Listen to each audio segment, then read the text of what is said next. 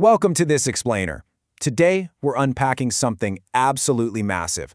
We are looking at the sheer scale, the global impact, and honestly, the fascinating future of India's pharmaceutical industry as we project toward 2026. Look, India isn't just participating in the global healthcare market anymore. It is a total powerhouse driving it.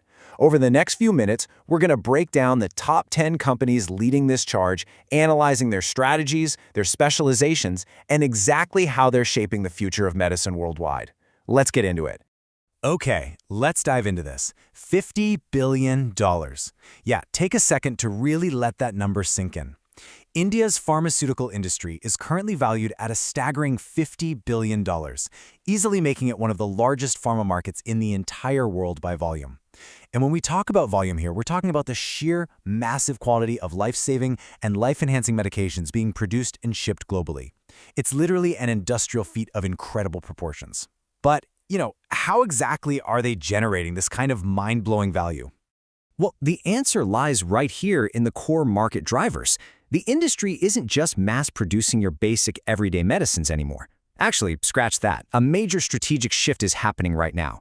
The market is primarily being driven by complex generics and a huge output of active pharmaceutical ingredients. But even more importantly, there's this rapidly growing focus on cutting-edge specialty drugs and biosimilars. This is a massive leap from just basic manufacturing to highly sophisticated pharmaceutical engineering.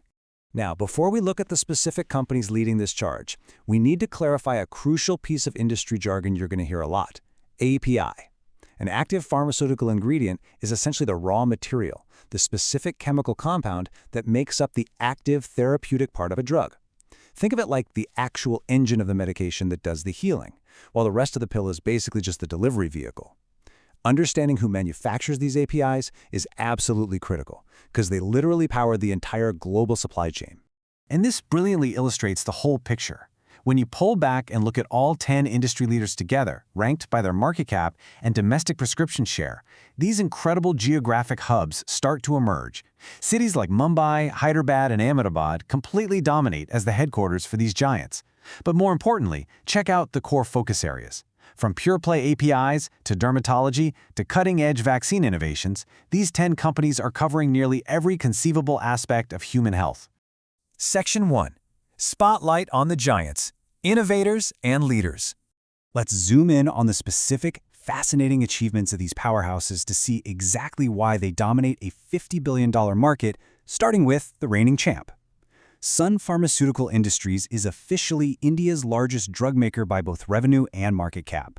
Operating out of Mumbai, their dominance is deeply rooted in their specialization in dermatology, neurology, and specialty generics. But what's truly staggering here is their footprint. Sun Pharma isn't just a giant at home. Their reach spans across more than 100 countries worldwide. Then we've got Cipla Ltd., also based out of Mumbai, but with a deeply distinct identity. Cipla is highly respected, not just for its immense scale, but as a premier humanitarian leader. They're globally renowned for their respiratory therapies, anti-infectives, and particularly their HIV/AIDS medications. Their core mission has been heavily focused on ensuring that life-saving drugs remain accessible and, crucially, affordable to the global populations that need them the absolute most. Now, what's really interesting about this is the sheer technological innovation taking place. Zydus Life Sciences, operating out of Ahmedabad, is renowned for its chronic therapies, sure, but they made absolute history with their vaccine innovations.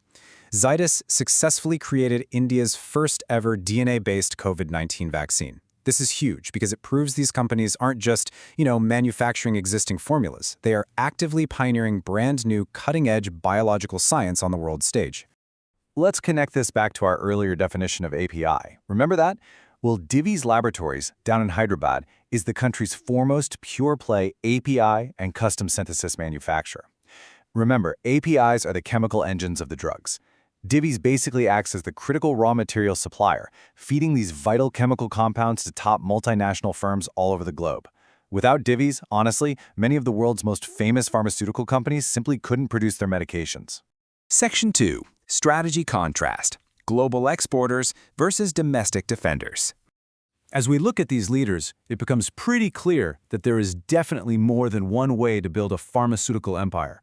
On one side, we have the domestic market leaders, Companies like Mankind Pharma out of New Delhi and Alchem Laboratories in Mumbai have built absolute fortunes by focusing deeply on the Indian market itself.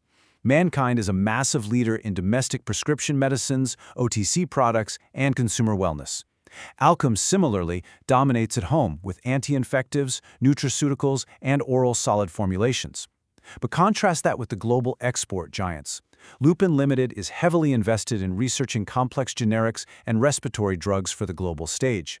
And then there's Aurobindo Pharma, which is just an absolute export-heavy beast. With a massive portfolio of antibiotics, antiretrovirals, and APIs, Aurobindo distributes to over 150 countries. It's a brilliant contrast in strategic focus, right? Winning at home versus supplying the whole world. Rounding out our understanding of these different strategies are two heavyweights that operate as true multinational powerhouses. Dr. Reddy's Laboratories out of Hyderabad focuses heavily on affordable generics, but they're also aggressively pushing into biosimilars and proprietary products of their own. Meanwhile, Torrent Pharmaceuticals out of Ahmedabad has carved out a major position in highly complex therapeutic segments, specifically focusing on cardiovascular health, the central nervous system, and diabetology. So the crucial point to take away from all this is that we're witnessing a profound evolution. India's top 10 pharmaceutical companies are no longer just the world's pharmacy for basic, traditional generics. As we look toward 2026, they are rapidly shifting this vast $50 billion infrastructure toward pioneering specialty drugs, complex biosimilars, and DNA-level vaccine innovations. So the real question is, what happens when the manufacturers who already supply over 150 countries begin controlling the next generation of advanced therapeutics? How is this massive shift going to impact affordability and global access to the most advanced healthcare in the world? It's a fascinating question, and for sure, one we'll all be watching closely over the next few years. Thank you so much for joining me for this explainer.